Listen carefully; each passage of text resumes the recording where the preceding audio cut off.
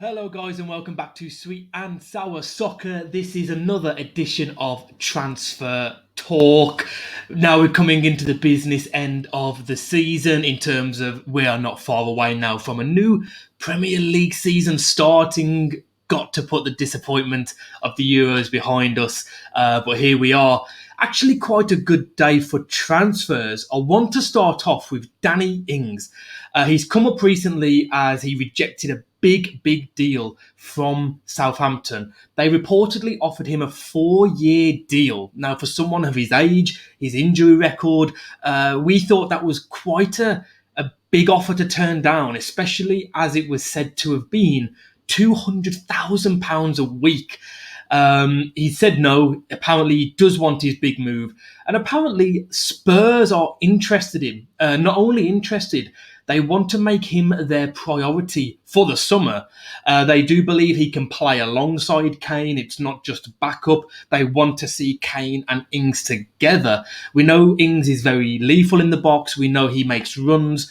With Kane changing his game over the last 12 to 18 months, could that work for Spurs? We've seen how he played at the Euros, dropping deep. Son, Ings, Kane, Mora, maybe. Could that be a good attacking threat for Spurs next season? But that's what they've said. He's only got 1 year left on his deal at Southampton. And I think it's one to keep an eye on. I really do. I think it'd be a good signing for Spurs. We're going to move on to another team in London, which is West Ham. Now, I can't believe I'm about to say this. Felipe Anderson joined West Ham back in 2018, a record transfer of £36 million. He's signing for Lazio for £3 million.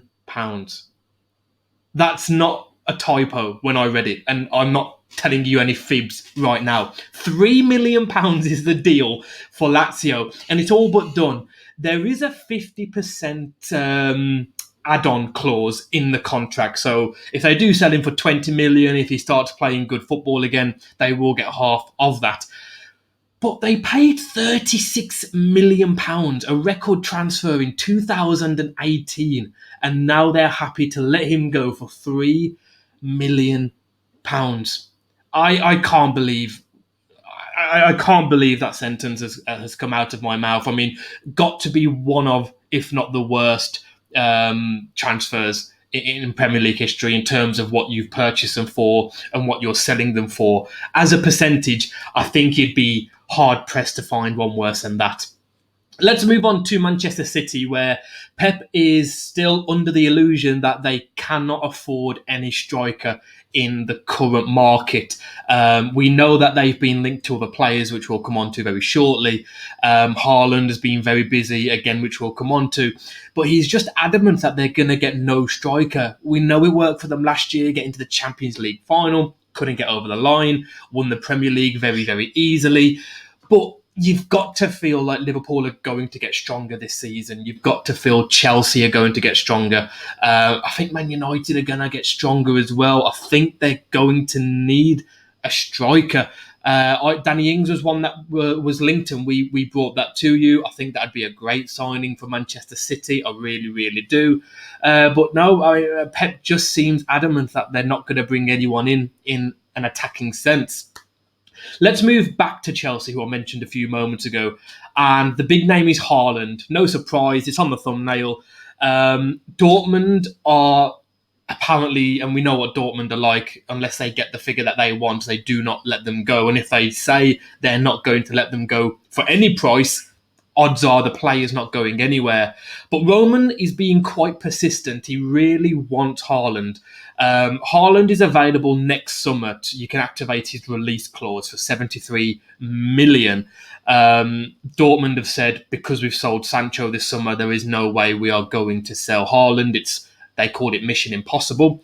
But Roman thinks that they might be able to get him for the right price. As a worst case scenario, it's not a worst case scenario, they're still world-class players, but Chelsea have said that other targets do include Kane and Lukaku, which you've got to say, not the worst backup signings, are they? Let's go back to Spurs and Nuno. We've all wondered whether Nuno would be raiding his old club in Wolves, and it looks like it might be happening. Daniel Podens, a player that came to us not too long ago for, I believe, I should know this being a Wolves fan. I think it was 18 million euros from Olympiacos. He's had his injuries. He's shown glimpses of brilliance. I think back to the Chelsea game where we won at home 2-1. Scored. I think he got man of the match as well.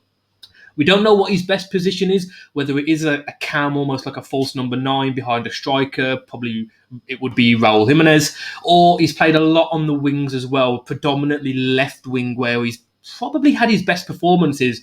But apparently the figure is between 25 and 28 million euros.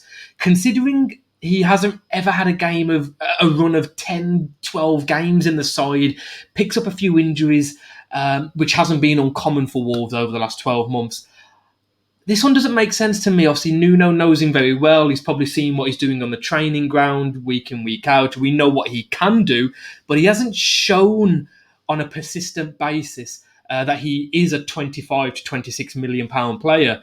So one to keep an eye on, but we thought it would happen with Nuno. We thought he would be raiding my club Wolves. And Daniel Podens wouldn't have been a name on many Wolves fans' lips if you had to guess.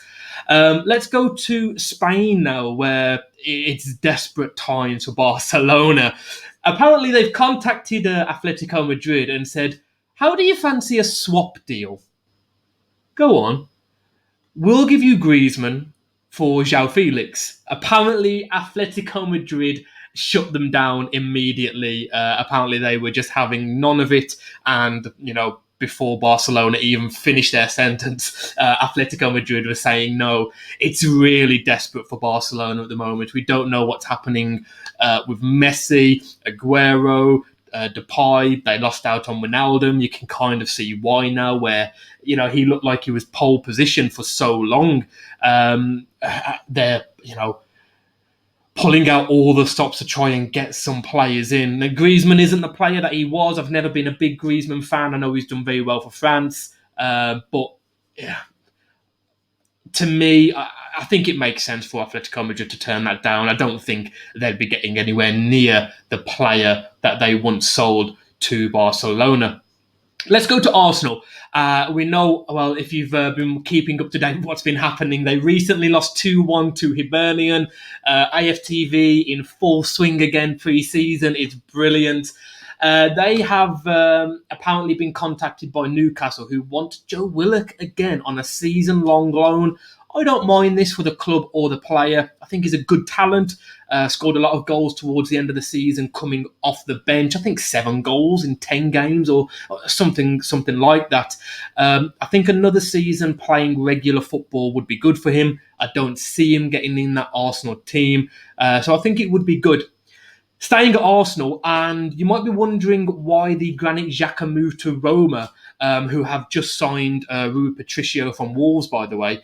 You might be wondering why that transfer hasn't happened yet. And it's simply because, again, just an Arsenal thing, nothing out of the ordinary here. They haven't found a replacement, so they were happy to let him go a couple of weeks. I think me and Scott reported it 3 or 4 weeks ago now. And Roma are happy. They're like, yeah, we want to get this started. We want him to be in our pre-season. You know what Mourinho's like. He's very methodical. He likes to have his players ready, drilling in his system he wants to play. Arsenal have said, well, hang on a minute. We haven't got a player yet. So that's effectively where they are.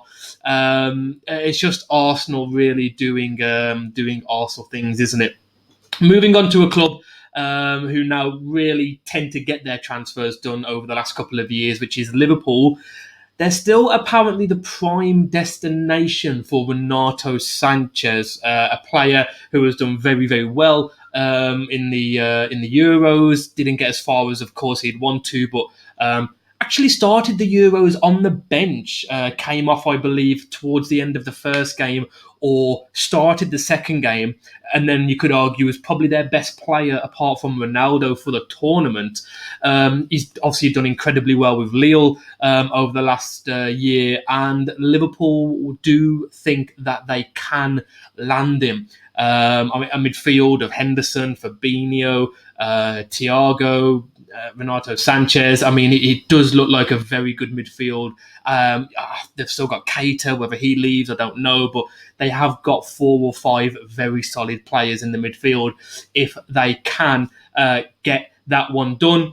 Back to Arsenal, they still are interested in Ben White now that the Euros have come to an end. They do believe that they can get him. I don't believe this £50 million. It's just, I know it's England, English tax on there, but even so, it seems such a large amount of money. Unless Arteta's being promised 150, £200 million, where we can say, yeah, okay, I'll just spend £50 million and get myself a good centre back. I just don't see it. I don't think he's going to get more than 100 million, and even that for Arsenal is a lot of money. And I can't see him wasting half of that. I say wasting. I can't see him using half of that on Ben White, if not more than half. I just apparently Arsenal have a war chest. I've seen multiple people say it within the Arsenal camp.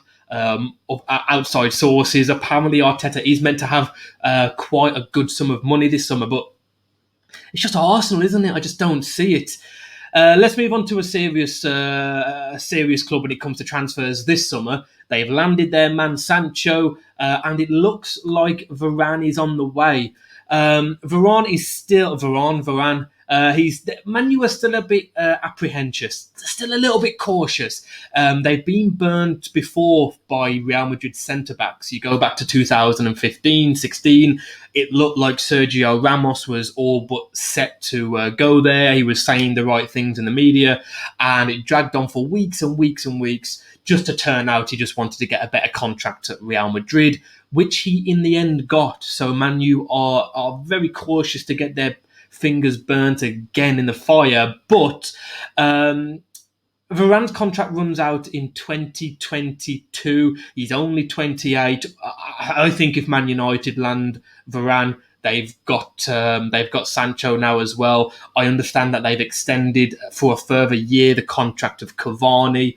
I do fancy United, I really do. They have been linked with other good players, Camavinga being one of them. Luke Shaw is, the players that they've already got in the squad seem to be improving. So they're one to watch next year. If Man United can land Varane, and the talk is anywhere from 40 to 50 million pounds, which for a 28-year-old centre-back at the top of his game, you've got to say, on a 2-year contract, it's not a bad sum of money at all for both clubs. But I think United would have got the better end of the deal there. So if you're a United fan and you've seen Sancho come through the door, you've seen Cavani get an extension, you've seen Shaw doing what he's been doing at the Euros, you've got to be excited, especially with the news of Varane as well.